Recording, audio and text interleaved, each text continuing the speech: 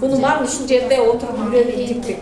Ошон үчүн сиздерге чоң рахмат. Да, ушундай деңгээлге жеткирип бизге жардам бергениңиздер үчүн. Техникалык көмөк көрсөтүү максатын көздөгөн Түркиянын өкмөтүнүн алдындагы өнүгүү жана кызматташуу боюнча башкармалыгы өлкөбүздө 1992 жылдан бери иштеп келе жатат. Алар соода, техника, маданият жана билим берүү тармактары боюнча бир катар программаларды колдошот. Алардын бири Кыргызстан аялдар конгресси менен биргеликте ишке ашырылып жаткан аялдарды тигүүчүлүккө окуу үйрөтүү курсу. Жакында мына ушундай курстун бүтүрүүчүлөрүнө сертификат тапшыруу аземи болду. Ага Түркиянын элчилигинин өкүлдөрү да катышып, жаңы кесипти окуу үйрөнгөн кыз-келиндердин ыраазычылыктарына күбө болушту. Сиздерге да рахмат. Бактылуу болуңуздар, ден соолукта болуңуздар, иштериңиздер ийгилик болсун. Ошо биздин Кыргызстандын аялдарынын баардык жагынан колдоп, алардын өсүп өнүгүшүнө колдоп, эгерде аял билимдүү болсо, балдарды да жакшы тарбиялайт, ошондо колдоп атканыңыздарга биз чоң ыраазычылык билдиребиз. Тигүүчүлүккө жаңыдан үйрөнгөндөрдүн бири Бузия Асанова кесиби боюнча мугалим. Өзүнө керектүү кесипти акысыз окуп үйрөнгөнүнө кубанычы чексиз. Ал бир эмес, бир нече курстан окуган. Бизнес планды, ораторский мастерствоны окудук, компьютерный курсту окудук. Бул акыркысы швейный дело, тигүүчүлүк боюнча окудук. Бул деген 40 саатка созулду. 40 сааттын ичинде биз көптөгөн нерселерди үйрөндүк. Мисалы, шым тиккенди үйрөндүк.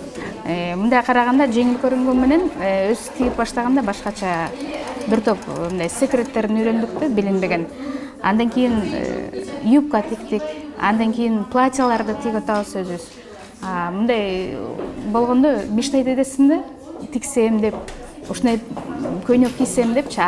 Буну билгенден кийин биз өз алдыбызча каалаган платьябызды аябай жакшы болбосо деле ошого жакындаштырып тиктик. Мен мисалы могу үстүмдө кийип турган көйнөктү тиктим, юбка кофтасы менен тиктим. Көп учурда жанагы балдардын шымдарында реставрацияга алып барчубуз да. Анын баары акча турат. Анан мен үйдөн баарын өзүм жасап үйрөндүм.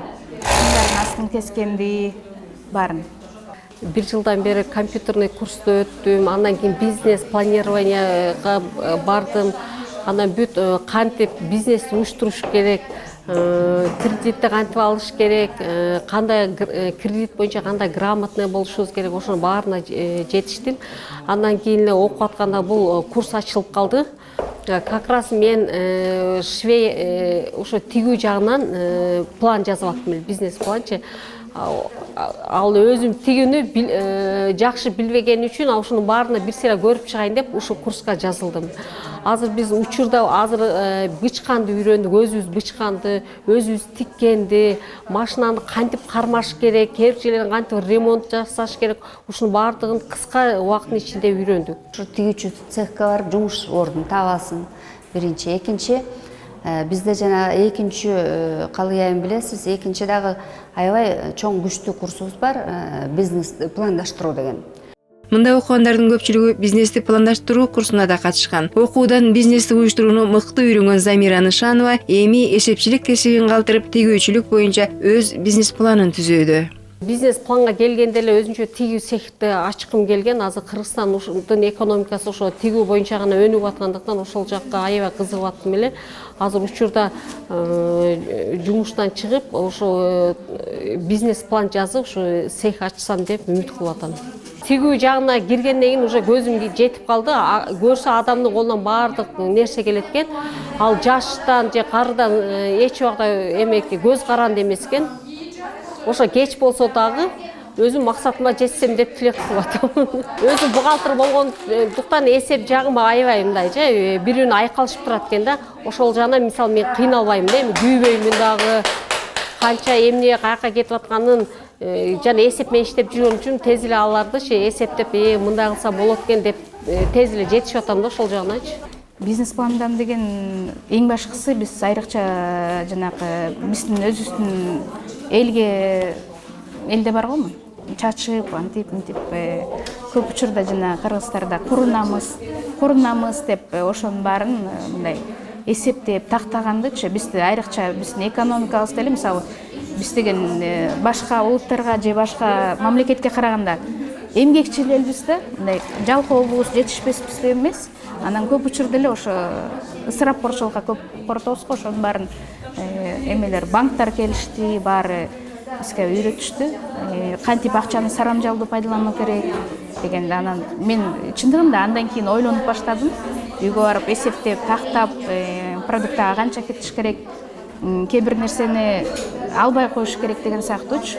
Мисалы, акча менен чыксаң сөзсүз баарын коротуп келесиң го? Жок. Баарын эсептеп, бир айлык план түзүп, ошонун баарын. Ал тургай бизнес пландан биз тайм менеджмент дегенди, убакытты пландаштырганды үйрөндүк. Ораторский мастерстводан эмнени сүйлөө керек, эмнени сүйлөбөш керек, ошол сыяктуу.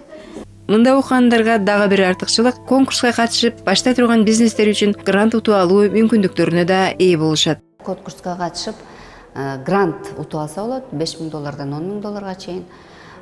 Бул грант сиздер билесиздер, акысыз түрүндө, көрө койбойт, процент төлөбөйт, анан кайта кайтарылып бербейт да, ошо жеңип алган айымда калат. Бирок баягы бизнесте өндүрүп кетиш керек. Бизнестин эң биринчи максаты бул киреше алыш керек. Киреше алса үй бүлөсүн да багат, бизнести дагы чоңойто алат, кеңейте алат, чоңураак бизнес көтүп алышы мүмкүн. Коомго да жакшы бюджетке акча түшө баштайт да. Ошондуктан мындай сиздер байкасаңыздар, биз баардык тараптарын ошо аялдарга мүмкүнчүлүктү көбүрөөк берели, шансты көбүрөөк берели, ошо аракет кылып атабыз. Кыз келиндерге айрыкча бизде деген 40-50дөн өткөндөн кийин кыргыз аялдарында мындай өзүн жоготуу сыяктуу болот да. Бардык жумушуң бүтөсүң, негизи милдетиң үй жыйнамай, тамак жасамай, балдарды тарбияламай, балдар уже чоңоюшту баары. Алар да өз алдынча өз башы менен иштей башташат. Анан айрыкча ошол куракта мындай эмне кыларын билбей калган учур болот да.